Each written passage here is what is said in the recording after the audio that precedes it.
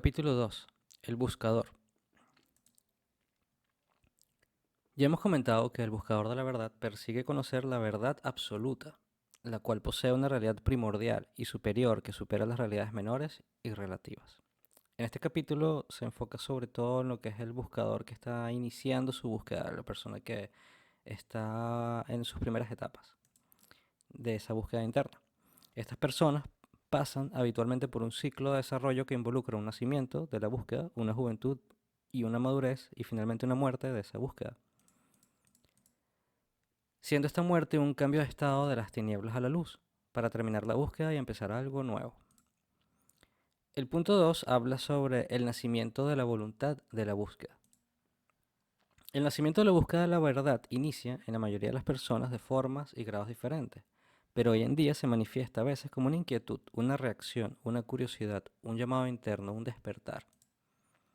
Este nacimiento puede estar acompañado por una insatisfacción general ante las respuestas que posee sobre las preguntas trascendentes de la esfinge: quiénes somos, de dónde venimos, a dónde vamos, e inicia como una búsqueda de conocimiento por todas partes, debajo de las piedras o en continentes debajo, o en continentes lejanos. Esto de hecho también es una referencia al hadiz islámico sobre buscar el conocimiento incluso debajo de las piedras o en la China. En ocasiones, este despertar puede proceder como un acto reflejo ante el desorden del entorno moderno. ¿Cuántos no hemos sentido que el mundo actual despliega una naturaleza de desorden, caos, irregularidad y en líneas generales se presenta a nuestros ojos como una rareza sin sentido, a la cual respondemos muchas veces con una insatisfacción y desprecio, que es lo más habitual entre los buscadores, por ejemplo en la masonería?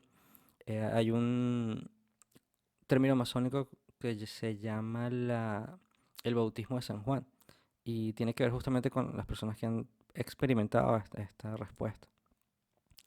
Los buscadores intuyen que tiene que haber algo más.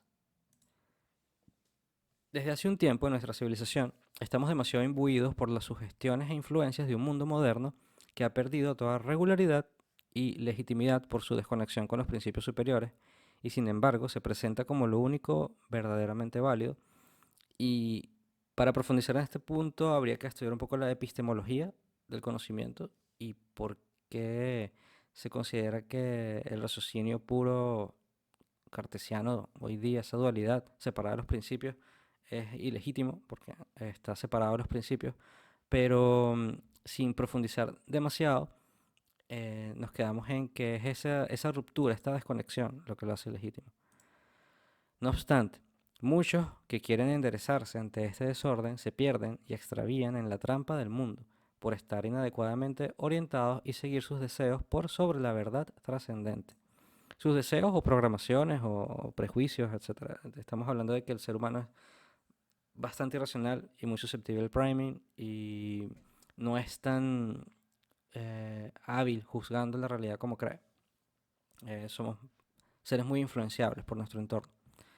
Continuando, dice, otras veces este nacimiento puede surgir luego de atravesar circunstancias difíciles que mueven a la naturaleza humana a obtener paz, alegría y satisfacción en un orden más elevado, como es el caso, por ejemplo, de Eckhart Tolle, el autor del Poder de la Hora, que él habla de que su experiencia fue justamente así, a partir de una experiencia personal.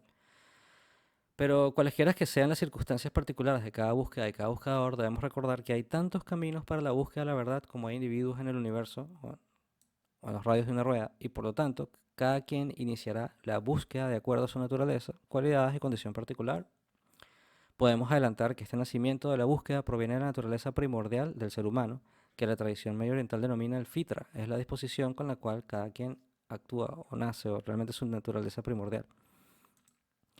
Un buscador de la verdad debe saber que está siendo convocado por un principio superior que le rebasa y hará bien en obedecer esta inquietud interior en lo mejor de sus capacidades, tomando el asunto con la mayor seriedad posible.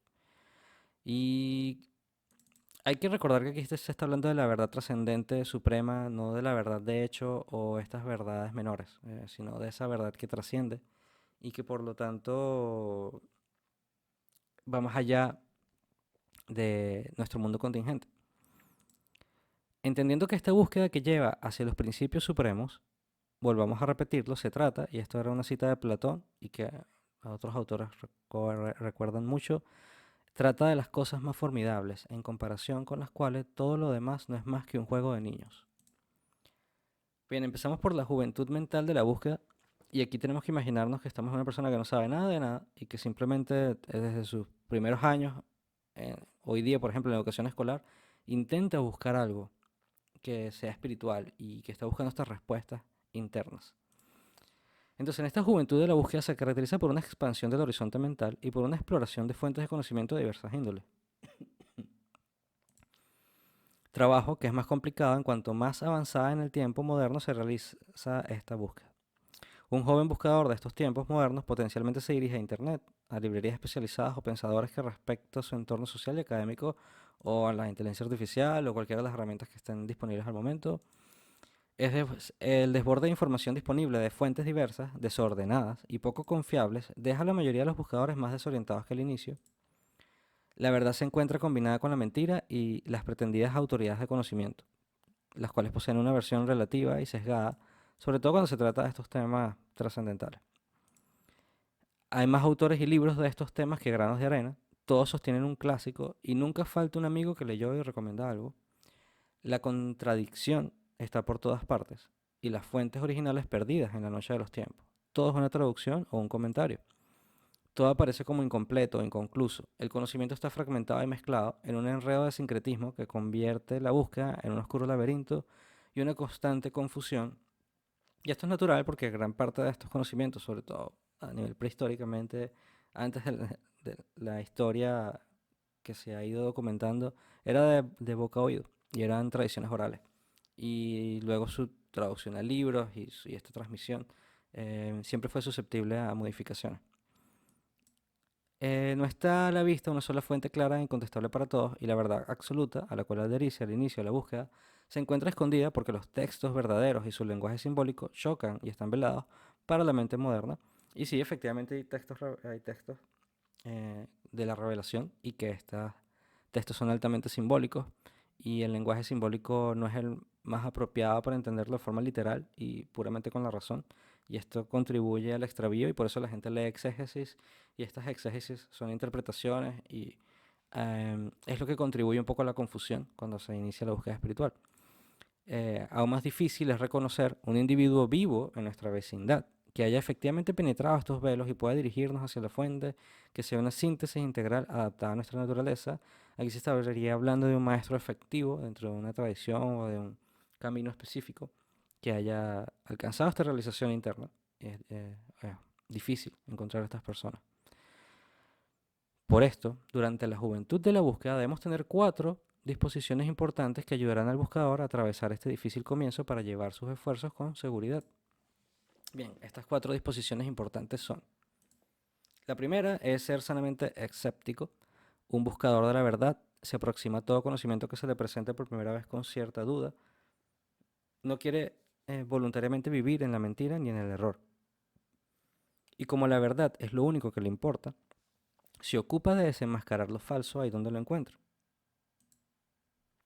Ser sanamente escéptico con nuestras creencias pasadas e inculcadas por profesores, familiares y costumbres en las que hemos nacido, porque quizás nuestros familiares y nuestro entorno se encuentran en algún error. Evitar las falacias, especialmente la falacia de la mayoría. Esta falacia lógica dice que el hecho de que un gran número de personas estén convencidas de algo no lo hace verdad. Dudar sanamente no es llegar nunca al extremo de nunca creer en nada o asegurar precipitadamente que todo es relativo, sin haberse ocupado de buscar aquello que supera lo relativo. Es decir, cuando estamos hablando de estas verdades trascendentes, metafísicas, estamos hablando de cosas que van más allá del dominio de la física, de la naturaleza misma. Y es la verdad que estamos buscando. Realmente esta es la verdad a la cual nos referimos durante todo este texto. Los que toman esta posición de que nada es verdad y todo es relativo y todos son verdades de hecho, terminan aquí su búsqueda y prefieren aceptar que no hay verdad en mayúscula, ¿no? Sin haber empezado a buscar. La segunda disposición es ocuparse entonces de la reflexión y la meditación. El buscador debe reflexionar lo que se le presenta y no asimilar sin cuestionamientos. Todos corremos el peligro de ser un ilusionado, víctimas de la autosugestión o de abrazar posiciones solo por seguir nuestros deseos y sentimentalismo. La sugestión y autosugestión son parte de la naturaleza humana y es natural que tengamos ciertas predisposiciones e inclinaciones hacia ciertas creencias. Y muchas veces esto no es un proceso racional natural, sino que forma parte de un sistema de pensamiento que es veloz y que suele saltar a conclusiones rápidamente. En la meditación y ponderación solitaria debe desarrollar la virtud del discernimiento y la reflexión interna.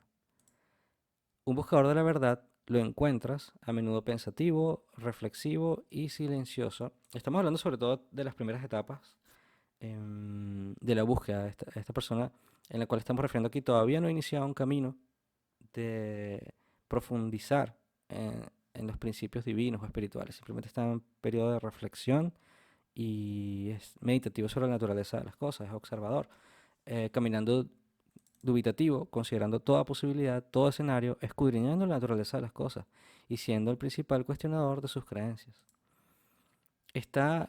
Este es un peso intelectual cuya carga pocas personas están dispuestas a llevar al inicio de la búsqueda. Muchos ven en esta actitud como unas ganas de complicarse la vida o de no atender asuntos más urgentes, inmediatos y pragmáticos, lo cual es cierto, y tener el tiempo y la posibilidad de dedicarse a esta búsqueda es sin duda un gran privilegio. Si en algún momento de nuestras vidas tenemos estos tiempos libres para la reflexión, son tiempos bien utilizados y forman parte de nuestra riqueza. Los que prefieren no reflexionar en nada asumen desde entonces una existencia mediocre, sumergida en la ilusión de las cosas, una tendencia hedonista. Por hedonista quiere decir satisfacción solamente de los sentidos y la búsqueda de experiencias sensibles, de simplemente disfrutar de la vida, y están destinados a la decepción de todos sus esfuerzos, la pérdida de lo que atesoran y de las recompensas del vínculo con los mundos superiores. Porque es peligroso no saber, y la vida nos enseña que lo falso decepciona. La disposición tercera sería ser un constante aprendiz, que en el budismo zen, si mal no recuerdo, se llama Soshin, este estado mental. Podemos considerar la búsqueda de la verdad como una carrera de resistencia y no una de velocidad. Se repite mucho esa frase. Ser un constante aprendiz es reconocer que necesariamente tenemos información incompleta sobre todo asunto, naturalmente, y siempre hay algo que mejorar de nuestra comprensión racional de las cosas, porque esa justamente es una de las limitaciones de la razón. La razón viene de ratio, medir, es limitada por su naturaleza. Em, a diferencia de la intuición metafísica, intelectual, suprarracional, noxis, marifa, esta sabiduría que es trascendental. Esta limitación acaba cuando pasamos de lo racional a la identificación suprarracional con los principios, que es justamente esta facultad que estoy mencionando. Estar en el error o desconocer algo no es una falla de carácter o un asunto de vergüenza. La falla de carácter está cuando la persona se contenta de vivir en la ignorancia o no le interesa la adquisición del conocimiento para el mejoramiento propio. Para algunos, el conocimiento puramente racional derriba las sólidas bases en las que construye su mundo. Es algo aterrador.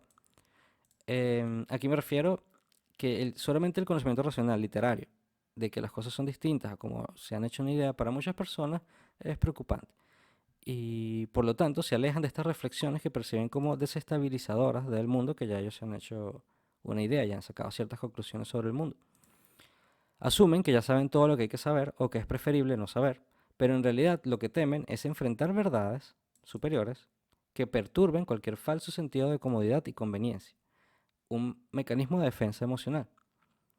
Aquí haría bien un ejemplo, em, quizás en las diferentes advertencias que hay sobre los potenciales peligros de la vida póstuma, em, en cuanto a las diferentes tradiciones sagradas, lo cual se repite mucho sobre las personas que están excesivamente preocupadas por el material, normalmente al pasar de estado, es decir, pasan al estado de la vida póstuma después de la muerte, hay ciertas consecuencias o ciertas implicaciones sobre eso. Son ese tipo de conocimientos que, conectados con los principios y meditados y reflexionados, pueden preocupar a algunas personas y prefieren simplemente no preocuparse y dedicarse en ello. Pero el que busca la verdad persigue destruir la mentira y por lo tanto morir a lo falso constantemente. No teme a buscar el conocimiento debajo de toda piedra que encuentre, aunque este conocimiento pueda reducir su mundo a cenizas. Bien, una cuarta disposición es asumir la responsabilidad de nuestra búsqueda. No podemos ser perezosos en estos temas ni dejar que otros hagan la búsqueda por nosotros, simplemente escuchando sus reflexiones y conclusiones. Bien. La reflexión es necesariamente nuestra y el trabajo interno que se requiere para elevarnos de lo racional al universal es nuestro. El que hace el esfuerzo recoge los frutos. Cada uno obtiene por lo que se esfuerza. Esto es una frase coránica. Tenemos la responsabilidad de reconocer cuándo caemos en una actitud complaciente con la verdad y de reconocer en qué momento defendemos una posición por puros arraigos y ataduras sentimentales. La verdad, trascendente, con B mayúscula, está por encima de nosotros mismos y es independiente de nuestros deseos. De hecho, es independiente de todo. Autosuficiente por sí mismo. La búsqueda se acaba cuando conseguimos la certeza. Y esta frase tiene múltiple interpretación sobre la certeza, pero vamos a definirla como el conocimiento definitivo, intuitivo y por asimilación. Es un conocimiento que va más allá de la adquisición superficial de algo, sino que es un conocimiento del corazón. Y al llegar a este punto nos ocupamos no de buscar la verdad, sino de conquistarnos a nosotros mismos, es decir, levantar velos, purificar, recorriendo un camino hacia el éxito que la verdad nos garantiza. Pero para poder recorrer estos nuevos caminos, primero debemos asumir esta responsabilidad de autoexamen del alma y de corrección de curso. Y cuando hablo del camino al éxito, obviamente aquí estamos hablando de un éxito de alcanzar el mejor estado posible en esta realidad menor hacia una realidad superior. Estamos hablando de un éxito espiritual. Continuando. Esto nos permite tener la mente abierta al examen de nueva información interna y externa y estar defendidos con el hábito de la reflexión y ponderación ecuánime y sosegada. Bien, el quinto punto habla sobre la madurez emocional de la búsqueda. La madurez emocional en la búsqueda se caracteriza por un dominio sobre lo sentimental. El buscador maduro ya posee las cualidades de humildad mental ante el conocimiento, de constancia en su trabajo de estudio y un fuerte discernimiento propio. Y muchos textos tradicionales hablan de que justamente la soberbia es uno de los principales obstáculos hacia la no aceptación de ciertas verdades y ciertos principios, ciertos signos y señales y símbolos. Es poco influenciable y se aleja de los crédulos, este buscador maduro. Pero lo más importante es que tiene sus emociones y sentimientos controlados en la búsqueda de la verdad suprema. No cae en discusiones ni posee arraigos sentimentales a ninguna creencia. Esta parte es difícil porque el mundo moderno es profundamente sentimental. A veces las emociones son más importantes que la razón cuando tomamos decisiones usando primero la emoción y el sentimiento que la razón o la lógica. En ese caso caemos en el sentimentalismo. El sentimentalismo produce sesgos en nuestro discernimiento, inclinaciones irracionales, y en el peor de los casos puede llevar al extremismo y al fanatismo. Y basta decir que no solamente el sentimentalismo produce sesgos, la racionalidad también, y la lógica. Es importante mantenerla siempre en el enfoque para discernir cuál es el orden del universo y qué está en alineación con nuestro corazón y con esas realidades internas. Continuamos. La necesidad de sentirnos bien, de consolarnos con cierto tipo de información, no debe estar por sobre la verdad. En ocasiones podremos encontrar que la verdad no está alineada con nuestros deseos o nos hace sentir bien a nivel sentimental, pero debemos estar preparados para tener la madurez emocional de alinearnos con esa verdad en mayúscula, aunque esté en contra de nuestros deseos y predisposiciones. Con el tiempo, la verdad vence sobre esos falsos deseos y siempre consuela.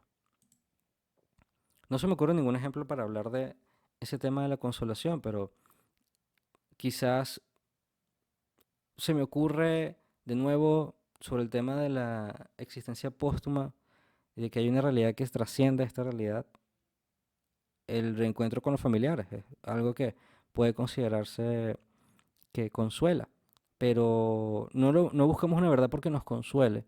La verdad es lo que es y hay que aceptarla según nuestras propias meditaciones y reflexiones e interiorizaciones. Y si luego esa verdad consuela, se debería ver como por añadidura, pero no es el objetivo de esta búsqueda. Así que el sexto punto es cuidar nuestra intención. Finalmente, cuando entramos en una búsqueda madura de la verdad, debemos estar muy alertas sobre nuestra intención. Algunos buscan la verdad por la verdad en sí misma, e inspiran motivos nobles como es servir a la verdad, encontrar la liberación, discernir la falsedad y asentar la paz para ellos mismos. Obviamente el revestimiento de la virtud. Pero con el tiempo, a medida que las personas adquieren ciertos conocimientos y avances, esto pasa en algunos caminos, pueden cambiar su búsqueda de la verdad por la búsqueda de impresionar a otros, proclamarse eruditos e incluso obtener poder e influencia mundanal.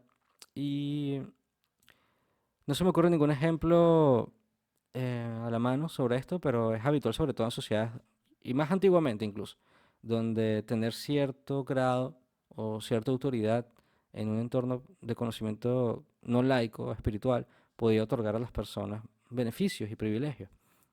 Y siempre se ha hecho en los diferentes textos y tradiciones advertencias sobre esta erudición y sobre cómo evitar la fascinación por conocimientos que te puedan dar cierta influencia mundanal.